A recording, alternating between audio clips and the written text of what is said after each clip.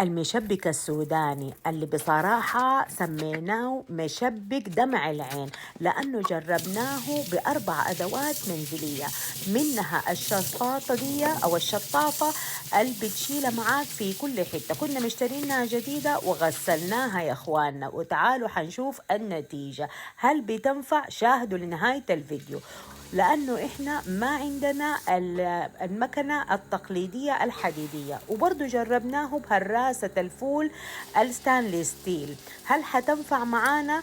في مقطع قطعناه لأنه جينا نجربها بالهراسة بتاعة البطاطس، وفي النهاية وصلنا لمشبك دمع العين. هل ده شكل دمع العين ولا لا؟ اكتبوا لنا في التعليقات. كوباية وثلاث ارباع كوباية من الدقيق الذاتي التخمير، لأنه المشبك ده من غير البيض. بضيف عليه ملعقة كبيرة من الكاسترد، ذرة من الملح، ربع ملعقة صغيرة من الفانيليا بودرة، ونص ملعقة صغيرة من البيكنج باودر، ملعقة كبيرة من سكر البودرة، كوباية حليب نباتي. في الأول بضيف الحليب أو السائل تدريجيا، لأنه أنا في الأول بالكوباية دي ضربته ونعمته. بعد كده كان عندي نص كوباية من الحليب النباتي وبرضه ضفتها تدريجيا، كل دقيق ودقيق بيحتاج. جمعا ضفت كوباية ونص من الحليب النباتي، وده كان حليب جوز الهند، لكن ممكن تستبدله بالحليب العادي. هنا دي يعني اختيارية. أنا ضفت ملعقة صغيرة من اللون الأصفر، بس ممكن تسيبوه زي ما هو، وكبيناه في البرطمانة دي أو الشطافة اللي هي بتشيلها في كل حتة. لازم الزيت يكون ساخن متوسط.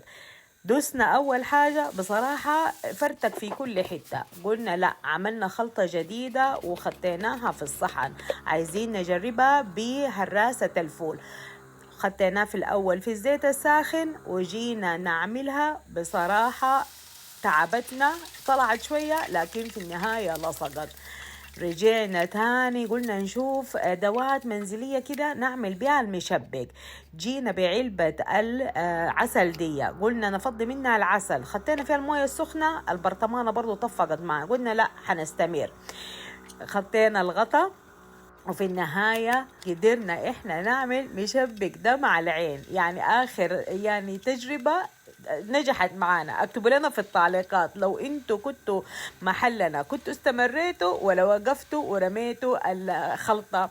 المهم بصراحة المشبك سميناه مشبك دمع العين لأنه أكتر وصفة قعدنا فيها ساعتين على ما نعملها، بس تستحق ولا ما تستحق. وما دايرين نقول إن شاء الله الوصفة دي تطلع اكسبلور وتصل 10 مليون، لأنه إحنا متأكدين ما في حد حيتفاعل مع الوصفة أو مشبك دمع العين.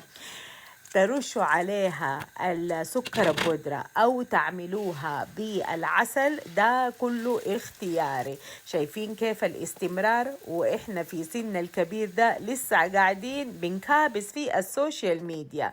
وعليكم وعلينا بألف عافية مع مشبك دمع العين. والوصفة دي ما حنقول من أنهي دولة لأنه بصراحة دي من مطبخنا، والمقادير كلها مكتوبة في الكابشن. مقرمش وحلو.